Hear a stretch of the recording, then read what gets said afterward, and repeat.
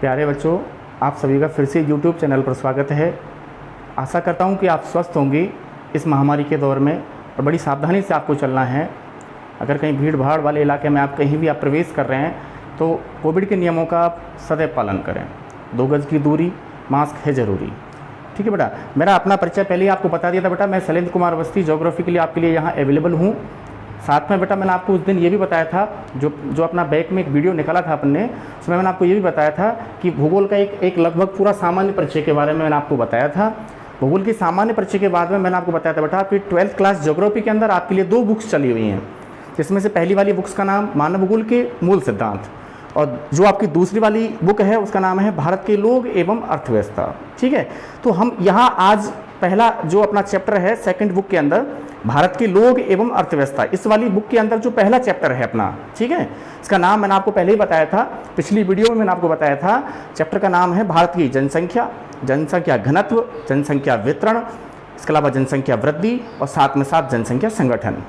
ये आपका पहला चैप्टर है। ठीक है, यही चैप्टर आज जो है हम आपको स्टार्ट करने वाले हैं, तो ध्यान से, ठीक है, अपने साथ में प्यारे बच्चों अपने नोटबुक और पेन, जो भी मैं आपको यहाँ प्रश्न पढ़ाते जाऊँ, समझाते हुए जाऊँ, बारी बारी से आप भी अपनी नोटबुक के अंदर नोटिस करें। ठीक है बेटा, तो चलिए बेटा आगे चल देखते हैं, है ना। तो मैंने आपको बताया था सेकंड बुक का नाम आपको मैं यहाँ पहले बता देता हूँ। बुक का नाम है, सेकंड जो आपका भाग है, भारत के लोग एवं अर्थव्यवस्था। ये तो आपकी बेटा जो सेकंड किताब है, सेकंड बुक जो है उसका नाम है। ठीक है जी, क्या नाम हुआ? भारत के लोग एवं भारत की अर्थव्यवस्था के बारे में हमें पढ़ना है। इसके अंदर भी मैंने आपको बताया था कि जो यूनिट फर्स्ट के अंदर आपका पहला लेसन चलने वाला है उसका नाम है बेटा भारत की जनसंख्या, कॉमा निकालें तो आगे जनघनत्व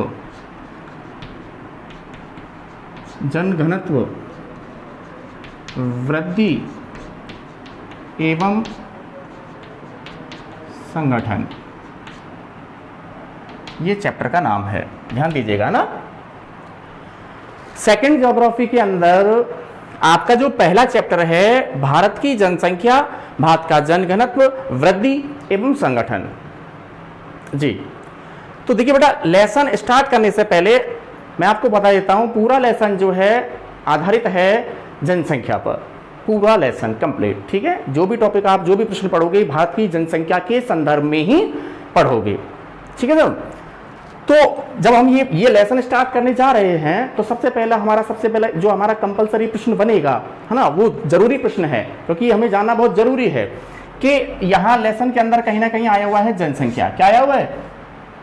जनसंख्या। ठीक है जी, तो सबसे पहले हम जनसंख्या की क्या निकालेंगे? परिभाषा निकालेंगे। अपनी नोटबुक और पेन अपने साथ रखें। जैसे जैसे मैं आपको बताते हो जा रहा हूं वैसे वैसे आप भी अपनी नोटबुक के अंदर जो बताए हुए प्रश्न हैं उनको नोटिस करते रहें, उनको ऐड करते रहें। ठीक है, अपने सेल्फ नोट्स बनाते रहें। ठीक है जी, चलें आगे। ओके, जनसंख्या, तो प्रश्न यहां बन जाता है, सबसे पहला प्रश्न यहां यही बन जाता है कि जनसंख्या से आपका क्या अभिप्राय है। जी ध्यान देना, ठीक है बेटा, जनसंख्या से आपका क्या अभिप्राय है, बन गया प्रश्न। ठीक है,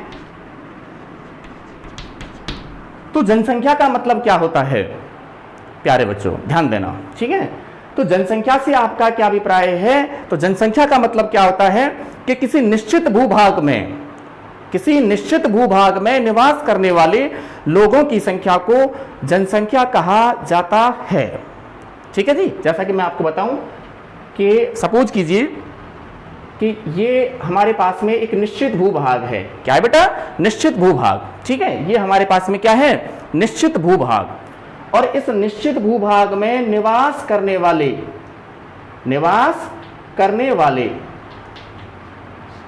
करने वाले याद रखिएगा लोगों की संख्या को ही क्या कहा जाता है, जनसंख्या कहा जाता है। कोई भी भूभाग है हमारा जिसका एक अपना एक निश्चित एरिया है, ठीक है, इसका अपना एक निश्चित भूभाग है भारत के अंदर, ठीक है, और उस निश्चित भूभाग में निवास करने वाले लोगों की संख्या को ही जनसंख्या कहा जाता है, ठीक है। एक बार मैं आपको यहां लिख देता हूं कि किसी आंसर इसका, ठीक है, किसका, जनसंख्या का, ठीक है। तो किसी, याद रखिएगा, किसी निश्चित भूभाग में, किसी निश्चित भूभाग में निवास करने वाली, किसी निश्चित भूभाग में निवास करने वाली लोगों की संख्या को ही, याद रखिएगा, क्या कहा जाता है, जनसंख्या कहा जाता है। ये हमारी परिभाषा हो जाती है किसकी भैया, जनसंख्या की। जनसंख्या से आपका क्या अभिप्राय है, तो क्या अभिप्राय निकाल दिया हमने कि किसी निश्चित भूभाग में निवास करने वाले लोगों की संख्या को ही क्या कहा जाता है, जनसंख्या कहा जाता है, ठीक है जी। अब थोड़ा सा हम जनसंख्या से जो रिलेटिव प्रश्न हैं उनके लिए आगे बढ़ते हैं। जनसंख्या से जो भी प्रश्न बनता हुआ आगे चलता है उनको अपन ऑटोमेटिकली आगे निकालते हुए चलेंगे, ठीक है बेटा।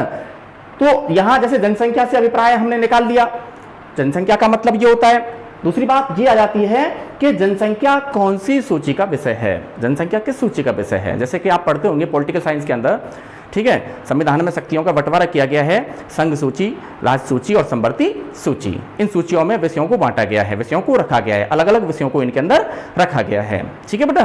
तो ऐसे ही यहां प्रश्न बन जाता है कि जनसंख्या जो है ये कौन सी सूची का विषय है, ठीक है जी। देखिए बेटा,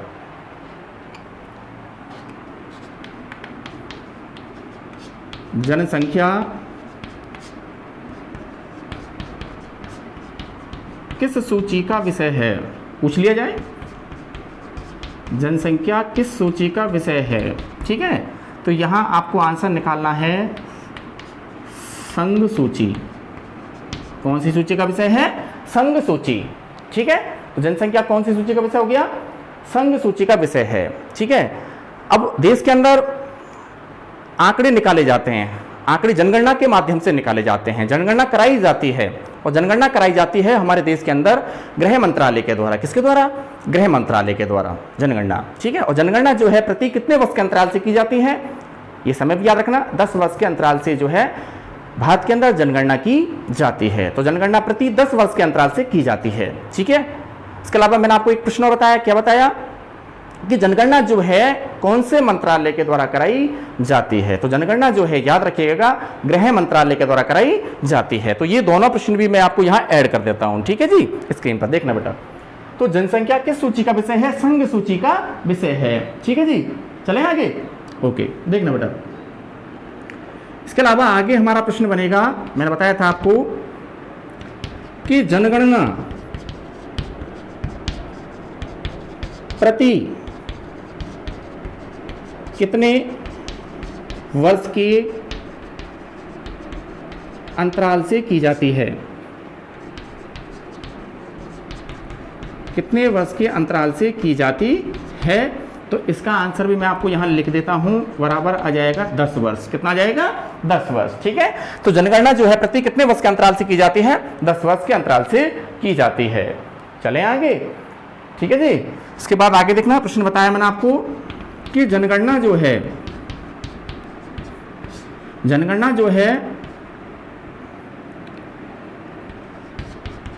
किस मंत्रालय द्वारा या किसके द्वारा कराई जाती है, ठीक है, किस मंत्रालय द्वारा की जाती है। तो यहाँ आपका आंसर आने वाला है, इसका नाम लिखेंगे आप गृह मंत्रालय। क्या लिखोगे भाई, गृह मंत्रालय, ठीक है। तो जनगणना जो है प्रति 10 वर्ष के अंतराल से की जाती है, साथ में साथ ये किसके द्वारा की जाती है, गृह मंत्रालय के द्वारा कराई जाती है। तो जनगणना जो है याद रखिएगा बेटा किसके द्वारा कराई जाती है, जनगणना जो है गृह मंत्रालय के द्वारा कराई जाती है, ठीक है सर। इसके बाद देखना बेटा, अगला प्रश्न बना रहा हूं, परिवार नियोजन एवं जनसंख्या, परिवार नियोजन एवं जनसंख्या नियंत्रण संबंधी उपायों को किस सूची में रखा गया है। जी, प्रश्न को दोबारा दोहरा दूं मैं आपको कि परिवार नियोजन एवं जनसंख्या नियंत्रण संबंधी उपायों को किस सूची में रखा गया है। थोड़ा ध्यान से पढ़ना, ठीक है। यहां इससे पहले प्रश्न ये आया था कि जनसंख्या कौन सी सूची का विषय है, तो यहां हमने निकाला था कि जनसंख्या जो है संघ सूची का क्या है, विषय है। कौन सूची का विषय है, संघ सूची का। ये प्रश्न अलग है, जबकि यहां प्रश्न क्या कह रहा है कि परिवार नियोजन एवं जनसंख्या नियंत्रण संबंधी उपायों को किस सूची में रखा गया है। ठीक है जी, तो यहां आता है अपना आंसर बराबर समवर्ती सूची।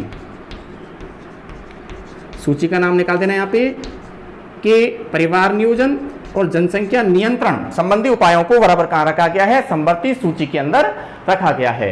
ठीक है, तो दोबारा दोहरा दो प्रश्न को एक बार और। परिवार नियोजन का मतलब क्या होता है, परिवार नियोजन कल्याण कार्यक्रम हमारे देश में अपनाया गया 1952 में, ये भी याद रखना। ठीक है, यहां लिख देता हूं मैं आपको, है ना, कि परिवार नियोजन कल्याण कार्यक्रम कब प्रारंभ किया गया, ये कहें तो कब अपनाया गया, आ जाता है कभी कभी प्रश्न। ठीक है, तो परिवार नियोजन कल्याण कार्यक्रम ये अपनाया गया 1952 में। ठीक है, नोटिस कर लेना।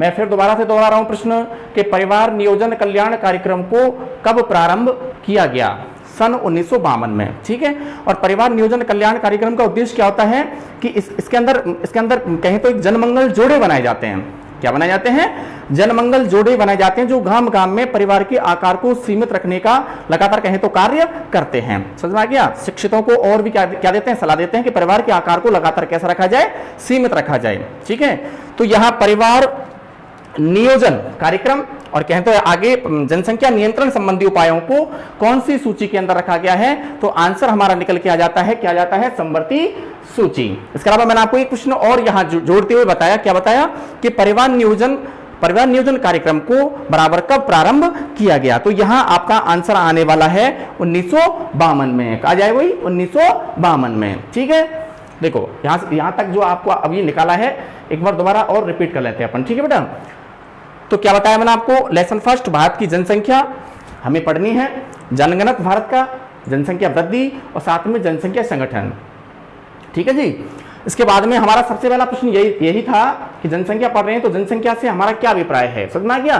तो जनसंख्या से हमारा अभिप्राय क्या हुआ कि जनसंख्या से सीधा सीधा हमारा अभिप्राय निकाल दिया हमने। क्या निकाल दिया कि जनसंख्या का मतलब है कि किसी निश्चित भूभाग में निवास करने वाले लोगों की संख्या को ही जनसंख्या कहा जाता है। ठीक है, इसके अलावा मैंने आपको अगला प्रश्न बताया कि जनसंख्या जो है किस सूची का विषय है, तो जनसंख्या कौन सी सूची का विषय है, संघ सूची। ठीक है जी, संघ सूची। ठीक है, इसके अलावा अगला प्रश्न हमने आपको ये बताया कि जनगणना जो है कौन से मंत्रालय के द्वारा कराई जाती है, तो जनगणना जो है गृह मंत्रालय के द्वारा कराई जाती है। कभी कभी प्रश्न ये भी आ जाता है कि जनगणना जो है प्रति कितने वर्ष के अंतराल से की जाती है, तो जनगणना जो है 10 वर्ष के अंतराल से की जाती है। ठीक है जी, इसके अलावा आगे मैंने आपको प्रश्न बताया कि परिवार नियोजन, कौन सा नियोजन, परिवार नियोजन कल्याण कार्यक्रम, ये 1952 में प्रारंभ किया गया। लेकिन यहां हमारा प्रश्न ये है कि परिवार नियोजन और जनसंख्या नियंत्रण संबंधी उपायों को संविधान की किस सूची में रखा गया है, तो यहां आंसर आने वाला है बेटा हमारा क्या, समवर्ती सूची। क्या जाएगा आंसर हमारा, समवर्ती सूची। ठीक है जी, कोई दिक्कत, चले यहां से आगे। अब मैं यहां से क्लियर कर दे रहा हूं, है ना, बारी बारी से आप अपने नोटबुक के अंदर ये सारे प्रश्न उतारते हुए रहना। इनके आंसर क्या है वो भी मैं आपको साथ लेके चल रहा हूं, आप भी अपनी तरफ से, ठीक है, प्रश्न बनाया और आंसर भी आपने अपनी भाषा शैली में, जो यहाँ मैं आपको समझा रहा हूँ उसके अकॉर्डिंग ही, ठीक है, अपना आंसर भी आप उतार लेंगे। ठीक है बेटा, चले आगे, उम्मीद करता हूँ आपको समझ में आ रहा होगा। चले आगे, ठीक है बेटा, नेक्स्ट आगे देखिए।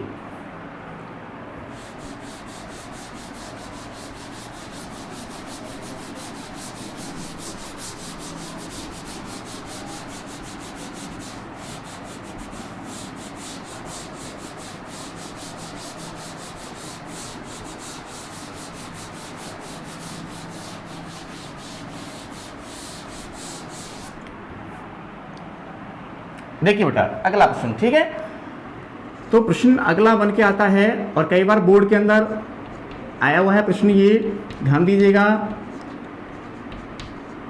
ट्वेल्थ बोर्ड के अंदर कई बार ये प्रश्न आ जाता है कि लिंगानुपात से आपका क्या अभिप्राय है, कई बार आया हुआ है। कभी कभी ऐसे ना करके कभी कभी प्रश्न ऐसे हो जाता है कि जनघनत्व से आपका क्या अभिप्राय है। कभी कभी प्रश्न ऐसे भी आ जाता है, बेटा ध्यान दीजिएगा ना, एग्जामिनर का पूछने का तरीका अलग अलग है, बाकी हमें तो तैयारी करके चलना है, ठीक है बेटा।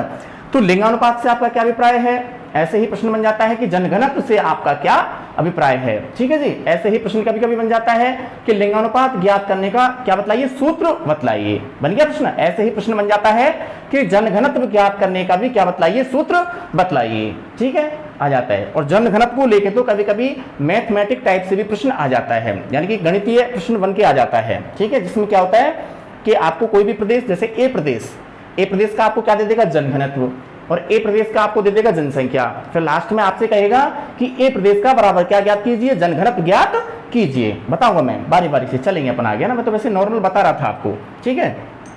तो प्रश्न हमारा क्या है, लिंगानुपात से आपका क्या तात्पर्य है या क्या अभिप्राय है,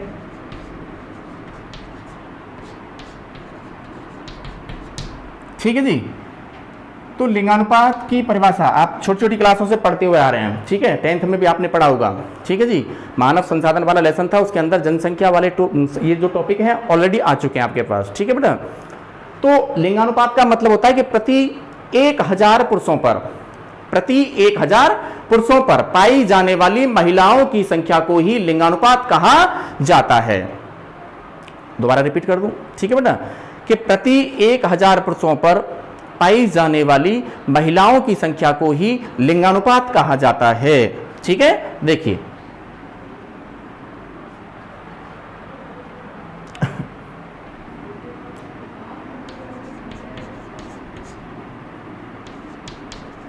प्रति 1000 पुरुषों पर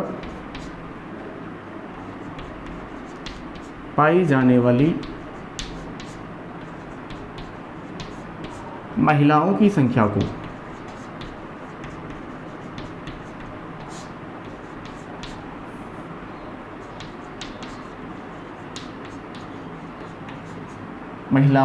संख्या को लिंगानुपात कहा जाता है।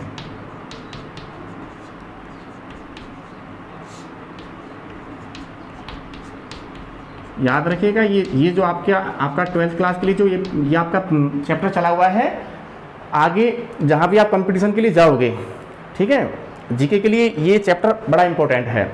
तो अग्रिम भविष्य को भी ध्यान में रखते हुए चैप्टर को गहराई से पढ़ना है। हमारे लिए 12th क्लास के लिए तो पढ़ना ही पढ़ना है, और साथ में साथ आगे भविष्य में भी, ठीक है बेटा, काम आएगा ये चैप्टर, क्योंकि जनसंख्या के आंकड़े हैं, निकल के आएंगे।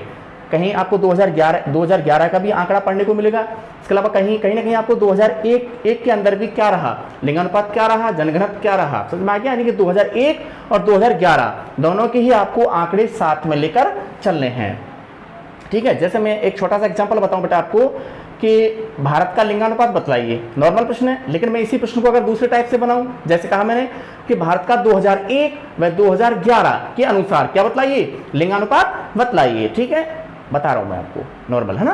तो 2001 में भारत का लिंगानुपात, सॉरी, ठीक है, तो भारत का लिंगानुपात 933/1000। देखिए बता देता हूं आपको, ये 2001 में था भारत का लिंगानुपात, ठीक है, जबकि यहां देखिए 2011 में भारत का लिंगानुपात यहां 933 से बढ़कर कितना हो गया, 940, कितना हो गया, 940, ठीक है। एग्जाम्पल बताया मैंने आपको, है ना, कि 2000, अब यहाँ पे आ गया ना कि 2001 का भी आंकड़ा हमें याद रख लेना है, ठीक है, और 2011 में यही भारत का लिंगानुपात बढ़कर कितना हो गया, 940/1000, ठीक है साहब। नीचे ये पुरुषों की संख्या और ऊपर जो आप यहां निकाल रहे हैं 940, ये महिलाओं की संख्या, ठीक है जी। ऐसे यहां पे ये नीचे पुरुषों की संख्या और ऊपर जो निकल के आ रहा है क्या, 933, ये महिलाओं की संख्या। तो भारत का लिंगानुपात 2001 में 933 और बटे नीचे कितना आ गया, 1000। ऐसे ही 2011 में भारत का जो लिंगानुपात है कितना हो गया, 940/1000, ठीक है। चले आगे, देखिए बेटा आगे,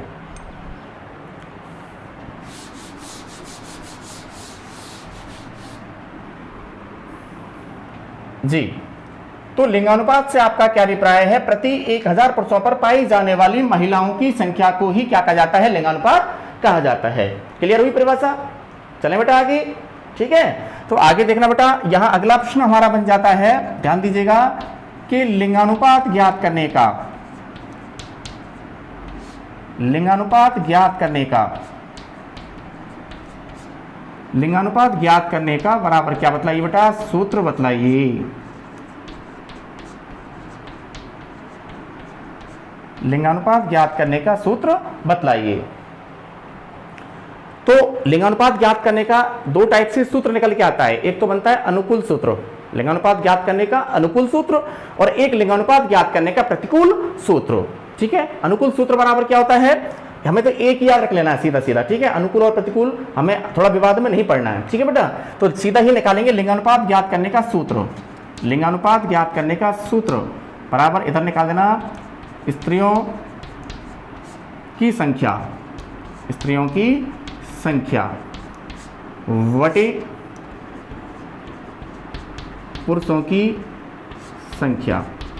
नोटिस करते रहना अपने नोटबुक के अंदर, जो भी प्रश्न मैं आपको बताते हुए चल रहा हूं सारे प्रश्नों को क्रमबद्ध तरीके से ऐड करते हुए चलना, नोटिस करते हुए चलना। ठीक है, तो ये प्रश्न भी कई बार आया हुआ है बोर्ड के अंदर, कैसे कि लिंगानुपात ज्ञात करने का क्या बतलाइए? सूत्र बतलाइए। तो लिंगानुपात ज्ञात करने का सूत्र बराबर क्या हो गया कि स्त्रियों की संख्या बटे नीचे क्या जाती है? पुरुषों की संख्या। ठीक है जी, चले आगे। अगला प्रश्न देखिए,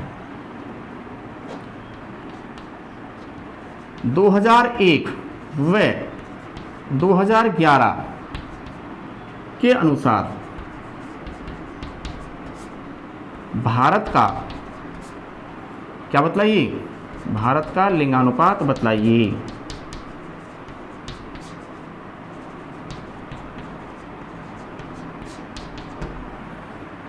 2001 और 2011 के अनुसार भारत का लिंगानुपात बतलाइए।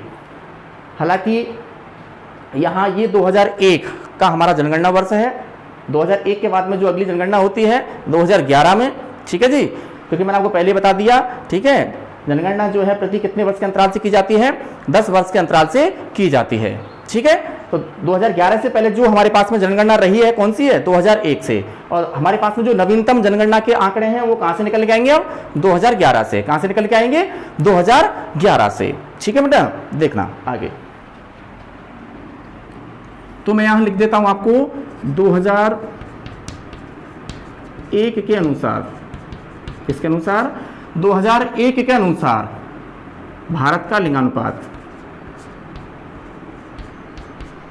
2001 के अनुसार भारत का लिंगानुपात। ठीक है, बराबर याद रखना, आंकड़ा आपको याद रखना है, आंकड़े तो आपको हर हाल में ही याद रखने हैं। ठीक है बेटा, तो यहां ये निकाल दिया आपको, है ना। और अब यहां मैं सीधा लिख देता हूं 2011 बराबर। ठीक है, लैंग्वेज बना लेना आप। क्या बनाओगे कि जैसे 2001 के अनुसार भारत का लिंगानुपात बराबर कितना हो गया? 933/1000 आ गया।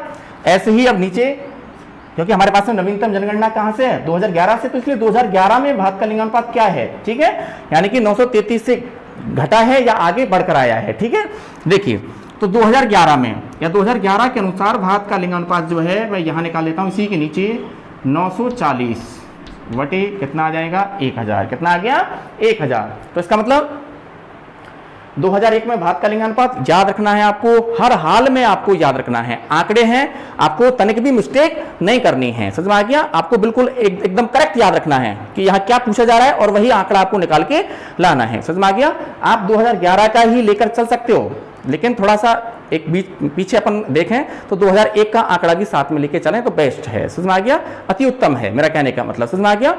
तो 2001 में भारत का लिंगानुपात बराबर कितना है? 933/1000। और यही भारत का लिंगानुपात 2011 की जनगणना में बढ़कर कितना हो जाता है? 940/1000 भारत का लिंगानुपात। तो प्रश्न क्या बना बेटा? दोबारा रिपीट कर दूं मैं आपको, 2001 व 2011 की जनगणना के अनुसार भारत का बराबर क्या बतलाइए? लिंगानुपात बतलाइए। तो क्या निकाला आपने? क्या निकाल दिया?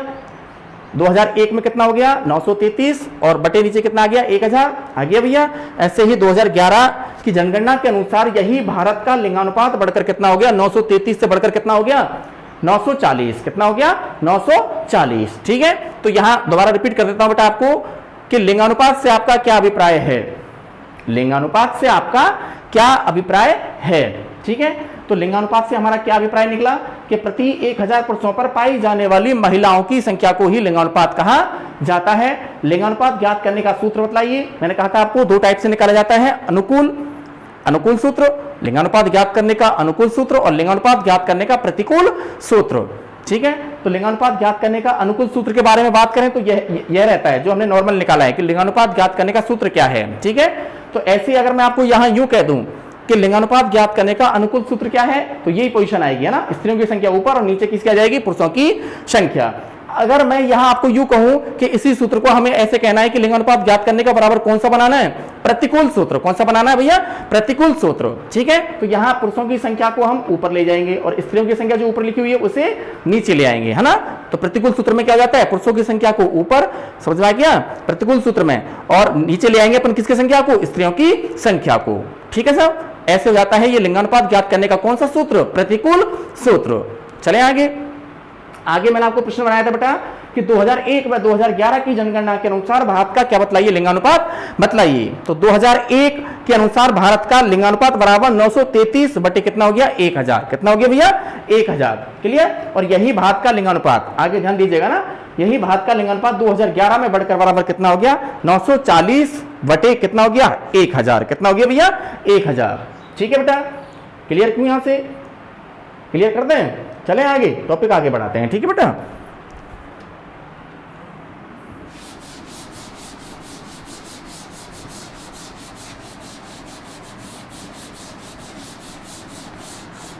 और ध्यान देना बेटा 12th क्लास की स्टूडेंट्स, और विशेषतः ज्योग्राफी, चाहे भले ही देखो बेटा स्टूडेंट्स 11th से हो चाहे 12th से हो या आगे first year, second year, final कहीं भी जाएं कॉलेज के अंदर भी, भूगोल में मानचित्रों का विशेष महत्व होता है।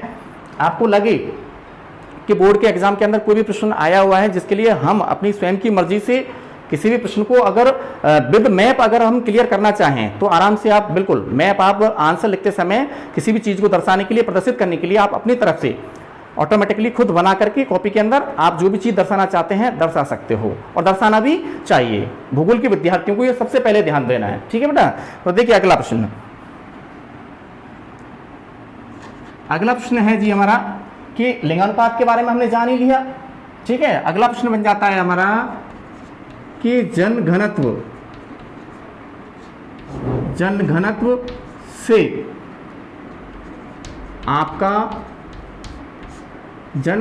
से आपका क्या अभिप्राय है। मोस्ट कर लेना, वेरी मोस्ट कर लेना। बोर्ड के एग्जाम के अंदर कई बार ये प्रश्न आ जाता है भैया कि जनघनत्व से आपका क्या अभिप्राय है। ठीक है जी, तो जनघनत्व का मतलब क्या होता है। ठीक है, जनघनत्व से हमारा क्या अभिप्राय है। तो देखिए बेटा आंसर लिख देता हूं मैं इसका आपको, है ना, कि प्रति वर्ग किलोमीटर में, ध्यान दीजिएगा कहां पे, कि प्रति वर्ग किलोमीटर में, ठीक है, निवास करने वाले, प्रति वर्ग किलोमीटर में या प्रति वर्ग किलोमीटर क्षेत्र में निवास करने वाले लोगों की संख्या को जनघनत्व कहते हैं। क्या कहते हैं, जनघनत्व कहते हैं। पहुंच पा रहा है ना यहां तक जी, आगे देखते हैं, जनघनत्व कहते हैं। ध्यान दीजिएगा बेटा एक बार, थोड़ा सा हल्का सा मैं आपको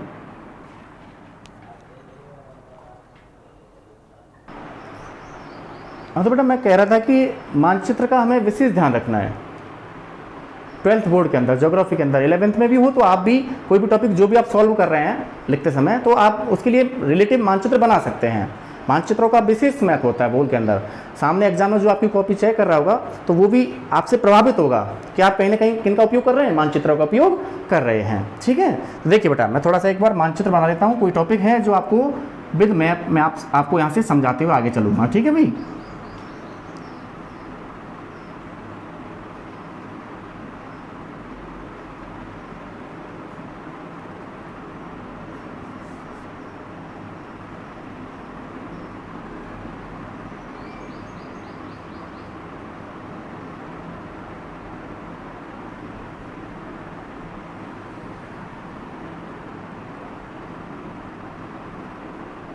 भारत का रेखा मानचित्र आपके सामने मैं यहाँ बनाने का जो है प्रयास कर रहा हूँ और लेके चलेंगे। आपको जितना हो जाएगा उतना आपको बेटर से बेटर आपको यहाँ समझाने का प्रयास करेंगे।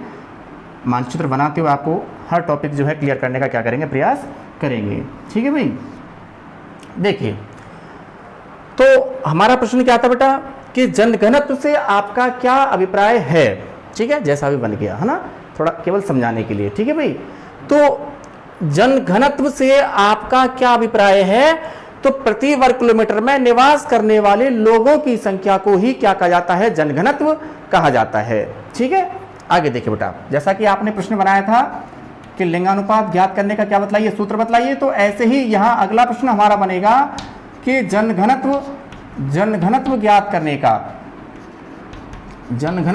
करने का भी क्या बतलाइए, सूत्र बतलाइए। जनघनत्व ज्ञात करने का सूत्र बताइए। बन गया प्रश्न, नोटिस करते रहना अपनी नोटबुक में। ठीक है बेटा। तो इसका आंसर क्या रहता है, देखना बेटा कि जनघनत्व ज्ञात करने का सूत्र बराबर, जनघनत्व ज्ञात करने का सूत्र बराबर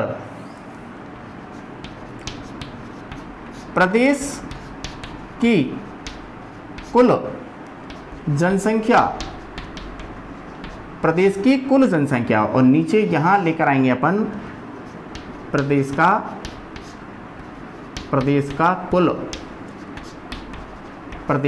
कुल क्षेत्रफल। क्या लेके आएंगे, प्रदेश का कुल क्षेत्रफल। ठीक है, याद रखना है आपको हर हाल में, क्योंकि जनघनत्व की परिभाषा भी पूछी जाती है और साथ में साथ जनघनत्व ज्ञात करने का सूत्र भी पूछा जाता है। ठीक है, तो जनघनत्व ज्ञात करने का क्या बतलाइए, सूत्र बतलाइए। तो जनघनत्व ज्ञात करने का सूत्र है बेटा, ध्यान दीजिएगा, दोबारा बोल रहा हूं कि प्रदेश की कुल जनसंख्या बटे प्रदेश का कुल क्षेत्रफल। ऊपर क्या रखना है हमें, प्रदेश की, किसी भी प्रदेश की जनसंख्या और उसी प्रदेश का बराबर नीचे क्या जाता है, क्षेत्रफल आ जाता है। ठीक है। अब कभी कभी एग्जामिनर जो है, मैंने आपको बताया था ना कि जनघनत्व को लेकर के आपसे कभी कभी एग्जामिनर मैथमेटिक टाइप से भी आपसे क्या कर लेता है, प्रश्न कर लेता है। ठीक है, जैसे मैं कहता हूं आपको, है ना, कल्पना कीजिए, है ना, जैसे यहां प्रश्न बना दिया मैंने अगला, है ना, कि कोई ए प्रदेश है। ठीक है भाई, किसी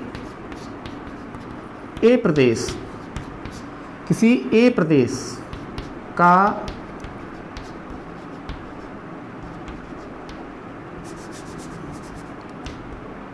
क्षेत्रफल, किसी ए प्रदेश का बराबर क्या बेटा, क्षेत्रफल। मान लीजिए 100 वर्ग किलोमीटर। ठीक है, और उसी ए प्रदेश का या कहें तो उसी ए प्रदेश की बराबर क्या, जनसंख्या आपको दे दिया, है ना, बोर्ड के पेपर के अंदर आपको दे दिया 1,50,000। कितना दे दिया, 1,50,000, यानी कि ये उस ए प्रदेश की बराबर क्या है भैया, जनसंख्या। दोनों आंकड़े दे दिए आपके लिए, दे दिए, निकाल लोगे, आसानी से निकाल लोगे। लेकिन कब निकाल पाओगे, है ना, उसी ए प्रदेश का आपसे लास्ट में क्या कहेगा कि उसी ए प्रदेश का या ए प्रदेश का बराबर क्या ज्ञात कीजिए, जनघनत्व बतलाइए। क्या बतलाइए, जनघनत्व बताइए। पूछ लिया आपसे, पूछ लिया। तो मैंने क्या कहा आपको कि ए प्रदेश का आपको क्या दे देगा, क्षेत्रफल। क्या दे देगा, क्षेत्रफल। और उसी ए प्रदेश की आपको क्या दे दी, जनसंख्या। क्या दे दी भैया, जनसंख्या। ठीक है, और लास्ट में आपसे क्या कहेगा कि इसी ए प्रदेश का बराबर क्या बतलाइए, जनघनत्व बतलाइए। ठीक है, तो जनघनत्व ज्ञात करने के लिए इससे पहले मैंने आपको एक प्रश्न बताया था कि जनघनत्व ज्ञात करने का बराबर क्या बतलाइए, सूत्र बतलाइए। बताया था मैंने आपको। तो जनघनत्व ज्ञात करने का सूत्र बराबर क्या था हमारा, कि प्रदेश की कुल जनसंख्या बटे प्रदेश का कुल क्षेत्रफल। ठीक है, याद रखना ही पड़ेगा आपको। ठीक है, तो प्रदेश की कुल जनसंख्या बटे प्रदेश का कुल क्षेत्रफल, ये जनघनत्व ज्ञात करने का बराबर हमारा क्या है भैया, सूत्र। ठीक है, अब यहां मैंने आपको कहा था ना कि नेक्स्ट एग्जामिनर का मूड है, पता नहीं कैसे बना दे प्रश्न। ठीक है, तो अगला प्रश्न मान लीजिए ऐसे भी बन के आ जाए, है ना, कि मैंने कहा था ना आपको मैथमेटिक टाइप से प्रश्न बन के आ जाता है। तो कैसे बना दिया कि आपको सीधा सीधा दे दिया, कोई ए प्रदेश है, कोई बी प्रदेश है, इनसे हमारा कोई मतलब नहीं, आ गया, आ जाने दो। ठीक है, तो किसी ए प्रदेश का क्षेत्रफल बराबर कितना है, 100 वर्ग किलोमीटर, है ना, उसका क्षेत्रफल भी दे दिया प्रश्न के अंदर, और उसी का बराबर, उसी ए प्रदेश के बराबर क्या भी दे दिया हमें, जनसंख्या। कितनी दे दी, 1,50,000। ठीक है, तो आपसे क्या कहेगा लास्ट में कि उसी ए प्रदेश का बराबर लास्ट में क्या ज्ञात कीजिए, जनघनत्व ज्ञात कीजिए। ठीक है, निकालते हैं, आसान है। आपको अगर सूत्र याद है तो आपने शायद क्या आना चाहिए, जनघनत्व, वो आपने निकाल भी लिया होगा। ठीक है, चलते हैं, सॉल्व करते हैं अपन ना। तो ए प्रदेश का जनघनत्व ज्ञात करना है हमें, तो सबसे पहले तो निकाल देना आप आंसर लिखते समय, जनघनत्व ज्ञात करने का सूत्र, जनघनत्व ज्ञात करने का बराबर क्या भैया, सूत्र। ठीक है, जमाना चाहे सूत्र तो जमा देना। प्रदेश की या प्रदेश की कुल जनसंख्या आ गया, और नीचे आ जाता है उसी प्रदेश का कुल क्षेत्रफल, प्रदेश का कुल क्षेत्रफल आ गया। सॉल्व कर लीजिए आप, है ना। ऊपर प्रश्न के अंदर आपका निकालिए, आगे सूत्र के अकॉर्डिंग ही चलना है हमें। ठीक है, तो यहाँ निकालिए प्रदेश की कुल जनसंख्या बराबर कितनी दी हुई थी हमें, 1,00,000 कितने दी हुई थी, 50,000 दे दिया। उसके बाद में आगे देखिए बटे उसी प्रदेश का क्षेत्रफल लगा दीजिए, कितना जाएगा 100। ठीक है, 2 0 से 2 0 आपने क्रॉस कर दी। ठीक है, उसके बाद में सीधा सीधा हमारे पास में आंकड़ा कितना निकल के आया है, 1500। कितना निकल के आया है, 1500, 1500। और 1500 के बाद में ये लैंग्वेज जरूर लगा देना, व्यक्ति प्रति वर्ग किलोमीटर।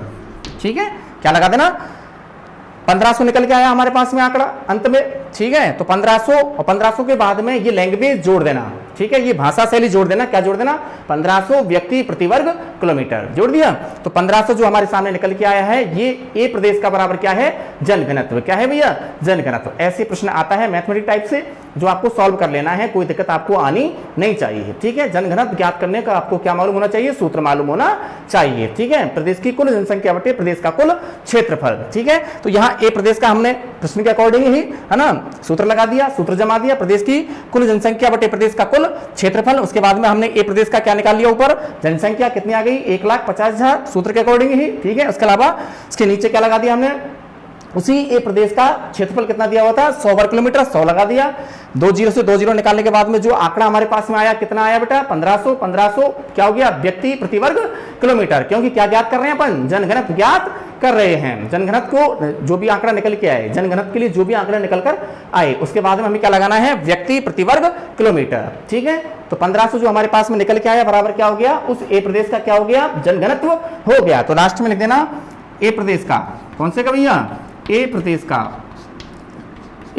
का जनघनत्व बराबर निकाल देना बेटा, कितना निकाल लिया था हमने, 1500। कितना आ गया था बेटा, 1500।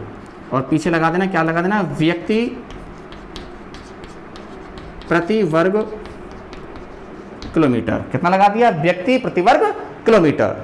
ठीक है, तो जनघनत्व ज्ञात करने का सूत्र बराबर प्रदेश की कुल जनसंख्या बटे प्रदेश का कुल क्षेत्रफल। चले आगे। इसके बाद में मैंने आपको कहा कि अगर प्रश्न मैथमेटिक टाइप से आ जाए, कोई भी ए प्रदेश है, उसका क्षेत्रफल ये है, उसकी जनसंख्या ये है, तो लास्ट में आपसे क्या कहेगा कि उसी ए प्रदेश का बराबर क्या ज्ञात कीजिए, जनघनत्व ज्ञात कीजिए। सूत्र आपको हर हाल में याद होना चाहिए। सूत्र के अकॉर्डिंग जो आप बेटा आराम से निकाल लोगे, क्या हो जाएगा, प्रदेश की पहले लगा दिया हमने, प्रदेश की कुल जनसंख्या 1,50,000 बटे क्या लगा दिया, उसी ए प्रदेश का क्षेत्रफल लगा दिया 100। कितना हो गया, नीचे कितना निकल के आ गया, 1500 व्यक्ति प्रति वर्ग किलोमीटर। तो ए प्रदेश का जनघनत्व बराबर सीधा सीधा निकालना है हमें 1500 व्यक्ति प्रति वर्ग किलोमीटर। बिल्कुल फ्री फोकट का नंबर है, हमें ये बिल्कुल गलत करना ही नहीं है। किसी भी हाल में हम ऐसे प्रश्नों को गलत नहीं करेंगे। समझ में आ गया, चले आगे, कोई दिक्कत, देखिए बेटा आ गया ना। तो जैसे मैंने आपको पहले भी कहा था कि यहां लिंगानुपात हो गया, जनघनत्व हो गया बेटा, लिंगानुपात ज्ञात करने का सूत्र हो गया, जनघनत्व ज्ञात करने का भी क्या हो गया, सूत्र हो गया।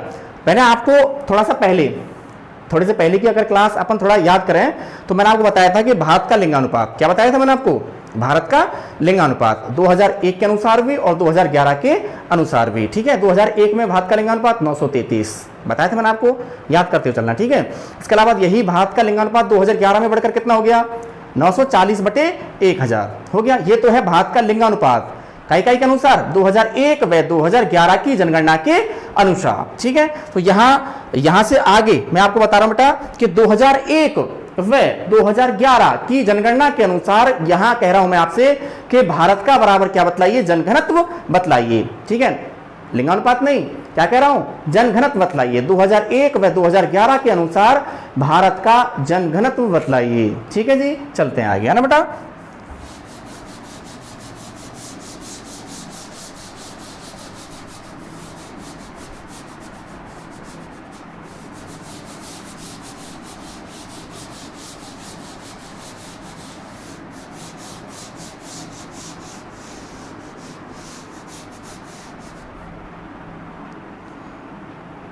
देखिएगा,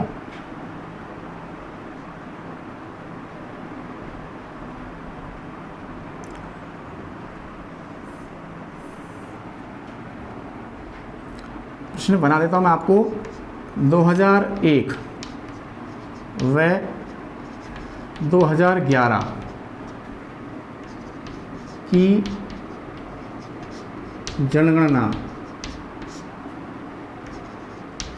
के अनुसार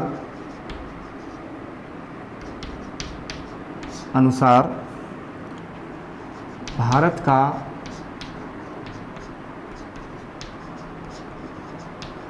जनघनत्व बतलाइए।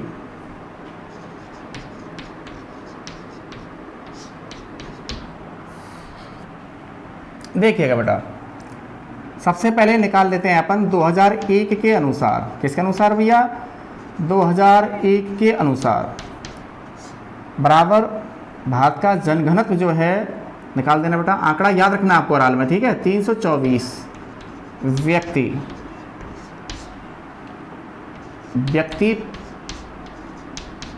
प्रति वर्ग किलोमीटर, ठीक है?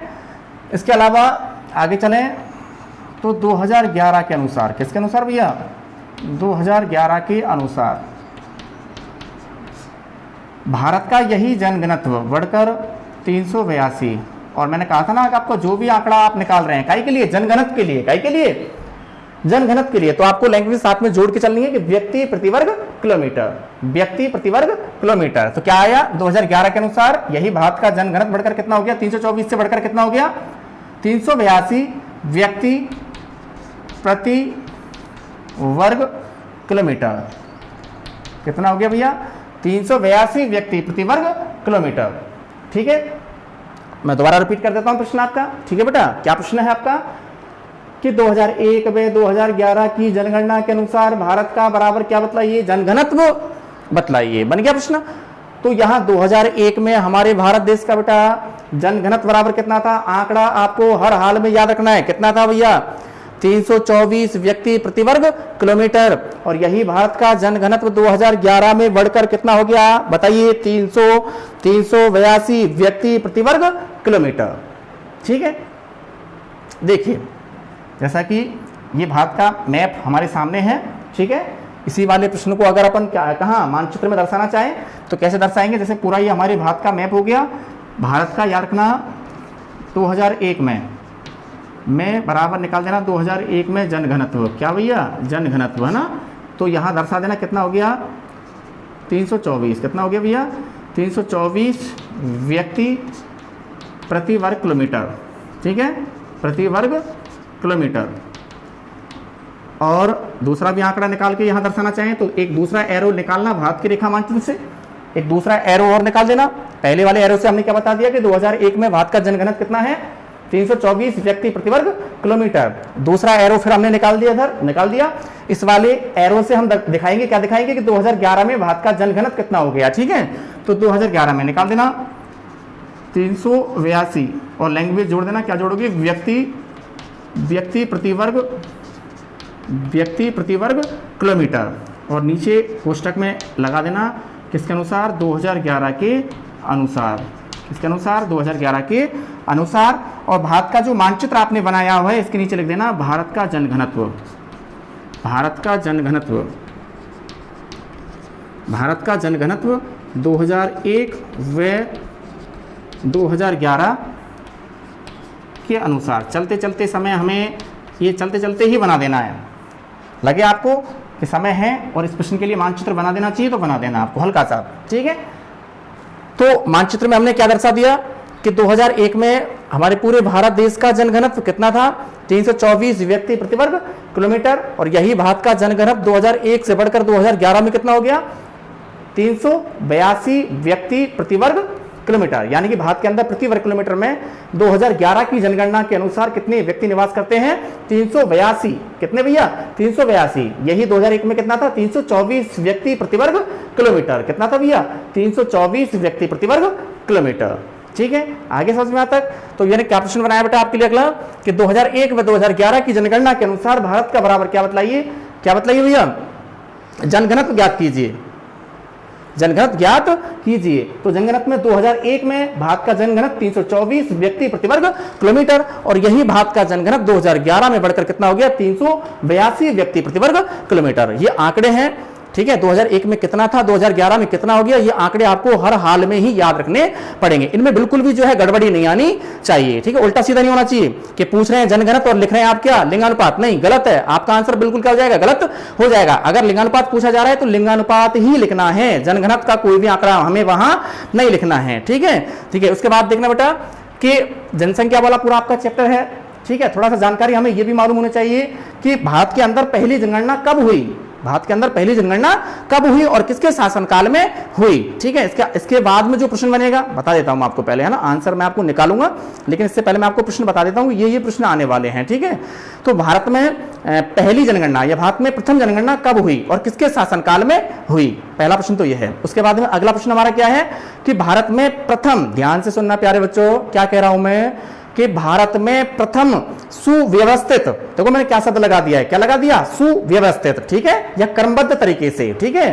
तो भारत में प्रथम सुव्यवस्थित जनगणना कब और किसके शासनकाल में हुई, दोनों प्रश्नों में अंतर है, अगर आप ध्यान से सुन रहे हैं तो।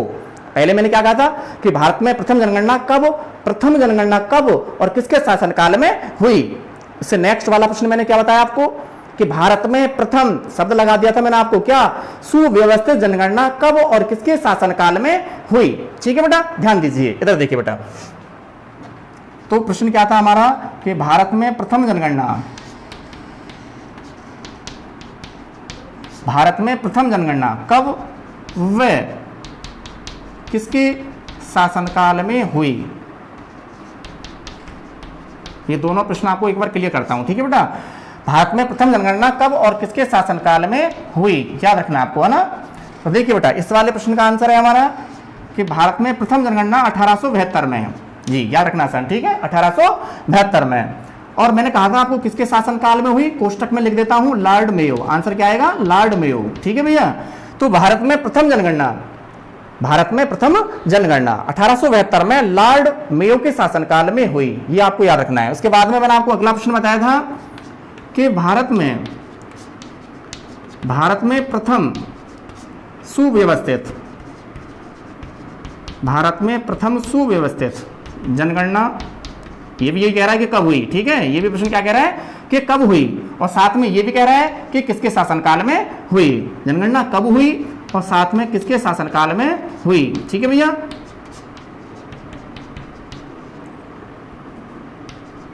किसके शासनकाल में हुई, ये प्रश्न है आपका अगला, ठीक है, देखिएगा। तो भारत में पहली जनगणना कब और किसके शासनकाल में हुई, 1872 में लॉर्ड मेयो के शासनकाल में। लेकिन यहां प्रश्न में अगला, हमारे अगले प्रश्न में क्या शब्द जोड़ दिया था मैंने आपको पहले बताया, सुव्यवस्थित, क्या जोड़ दिया, सुव्यवस्थित। हालांकि ये भी प्रथम है, ये भी क्या है, भारत की जनगणना प्रथम है, लेकिन यहां लगा दिया क्या, सुव्यवस्थित, ठीक है, थोड़ा डिफरेंस समझ जाना, ठीक है भाई। तो भारत में प्रथम सुव्यवस्थित जनगणना कब और किसके शासनकाल में हुई, सन निकालिए पहले तो 1881, क्या आएगा भैया, 1881 में। और यहां किसके शासनकाल में हुई, लॉर्ड रिपन के शासनकाल में, किसके शासनकाल में, लॉर्ड रिपन के शासनकाल में, ठीक है भाई। तो क्या प्रश्न, दोनों रिपीट कर देता हूं बेटा एक बार और, कि प्रश्न बताया था मैंने आपको भारत में प्रथम जनगणना कब और किसके शासनकाल में हुई, उसका आंसर सीधा सीधा है 1872 में लॉर्ड मेयो के शासनकाल में। उसके बाद अगला प्रश्न मैंने आपको बताया बेटा कि भारत में प्रथम सुव्यवस्थित जनगणना कब और किसके शासनकाल में हुई, सन याद रखना, आप उल्टा सीधा नहीं करना है, 1881। प्रथम सुव्यवस्थित जनगणना के लिए सन क्या आएगा, 1881, और यहां किसके शासनकाल में हुई, लॉर्ड रिपन के शासनकाल में हुई, ठीक है बेटा। इससे आगे जो भी टॉपिक आपका चलेगा लेसन के अंदर, नेक्स्ट वीडियो के अंदर बेटा, ठीक है, आते हैं, जल्दी ही आते हैं, ओके बेटा।